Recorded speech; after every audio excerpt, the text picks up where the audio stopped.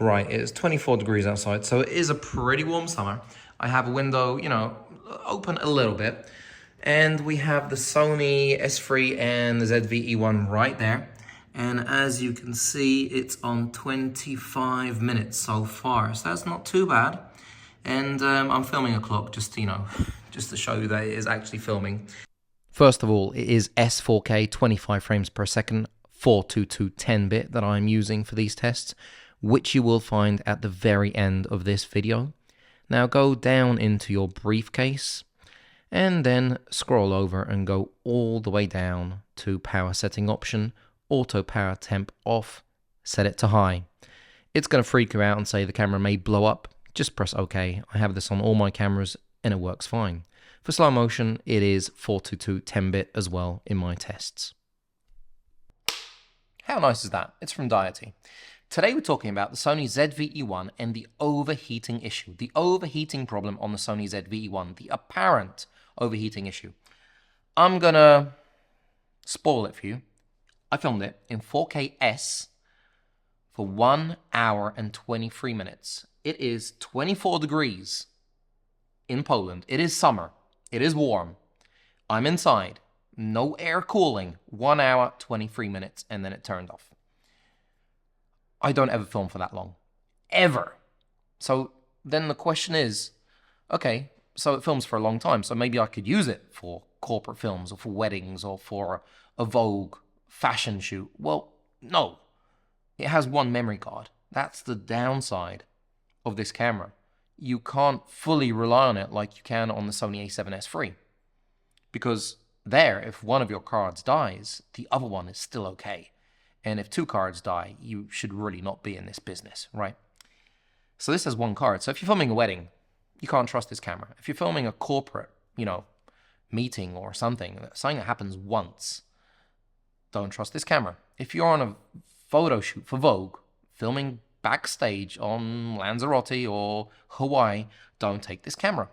If you're a content creator, filmmaker, doing vanity projects, if you're a YouTuber, this is the perfect camera. If you're going and traveling, this is the perfect camera. If you have this little camera you put on a 24G lens, I mean, look at the footprint of that. It is the tiniest thing I've seen in the world, and I absolutely love it because this is a monster of a camera and a tiny little package.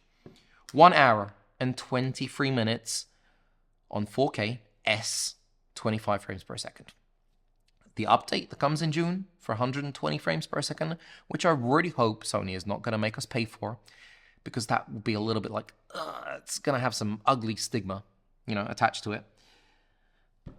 That I expect to last between 5 and 10 minutes. But I'm going to go back to the point of, filming in slow motion. Actually, that was in my mind, so I'm going to start this, this topic. Who films slow motion for so long? I don't know anybody. I really don't. When I'm filming slow motion, 2 minutes is my max. And that's like, it's too long anyway. 2 minutes of 120 frames per second is enough. I never use 50 or 60 because when I'm using slow motion, I basically just jump into 4K 120. So, we use it for short bursts. If there's someone out there who films in slow motion for 20 minutes, half an hour, then I don't know what you could be filming, but this is definitely not the camera for it. A Phantom, yeah, okay, I get it, but not a ZV-E1. Don't expect it to film for long periods of time in slow motion. It's not made for that. But if you're filming in 4K S, 25, 24, 30 frames per second, 1 hour and 23 minutes is what I got today, which is more than enough. I'm very, very happy with this camera. I would really like to just get it out there that I did pay for this camera. With my own money, I sold my a7 III to buy this camera, and I'm very happy with it. I think it's fantastic, and yeah, it doesn't have an overheating problem. I've heard people going on about the overheating problem because they hear it, through the grapevine, and they haven't actually happened, have it happen to them, but it's really fine. Don't worry about it. Don't worry about it.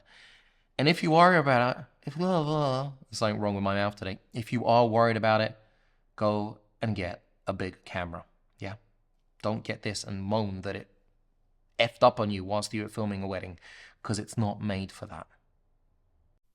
So this is the first test, 4K, 25 frames per second. We get an overheating notification at 1 hour and 6 minutes. And at 1 hour and 23 minutes, it basically overheats, tells us it needs to cool down. Slow motion, 50 frames per second, because I'm in Europe, it will get an overheating notification at 21 minutes, and at 23 minutes, it also turns off, or 24 minutes. And that's it. Thanks for watching, guys.